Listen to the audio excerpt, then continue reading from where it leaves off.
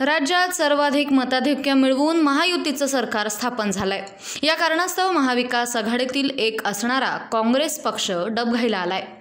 पक्षाची डुबती नैया पार करण्यासाठी पक्षातील ज्येष्ठ श्रेष्ठ नेत्यांनी आता कंबर कसली आहे। काँग्रेस पक्षाध्यक्षपदी हर्षवर्धन सपकाळ यांची नियुक्ती करून या कार्यासाठी मोर्चे बांधणी करण्यात आली आहे। सपकाळ यांना बळीचा बकरा बनवण्यात आल्याचंही बोललं जात आहे। विशेष म्हणजे नवनियुक्त प्रदेशाध्यक्षाविषयी आणि त्यांच्या कारकिर्दीविषयी राज्यातील काँग्रेस कार्यकर्त्यांना काहीच माहीत नाहीये। थोडक्यात काय तर नवनियुक्त प्रदेशाध्यक्षांना पक्षाचं कामकाज हाती घेण्याआधी स्वतःचीच ओळख करून द्यावी लागणार असं दिसतंय। आता हे पाहण्याजोगं राहणार आहे की सपकाळ स्थानिक निवडणुकीत काय करतात आणि काँग्रेसला स्थानिक स्वराज्य निवडणुकीत किती जागा मिळतात। काँग्रेस प्रदेशाध्यक्षपदाच्या निवडीनंतर राधाकृष्ण विखे पाटील यांनी आपलं मत मांडलं।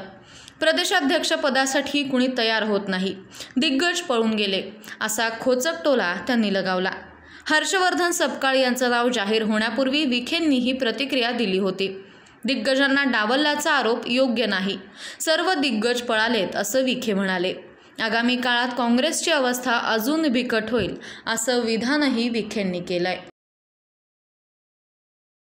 ते असं आहे की आपला गैरसमज आहे, सत्ता होती म्हणून सगळे तयार होते।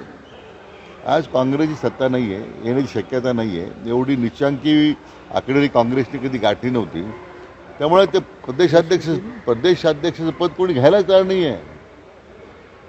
प्रत्येकजण दुसऱ्याकडे बोट दाखवतो आहे। हर्षवर्धन माझा जुना मित्र आहे, आजचे चांगला संघटक आहे, त्याला संधी मिळाली तर काय चांगलीच गोष्ट असेल। परंतु हा गैरसमज आहे की दिग्गजांना डावलून दिग्गजच पळून गेले सगळे, आणि हे दिग्गज आता सत्ता नाही म्हणून पक्षाची संधी नाकारतात, त्यांचं खरं आता पुतळं पक्षश्रेष्ठीच्या समोर उघडं पडलेलं आहे।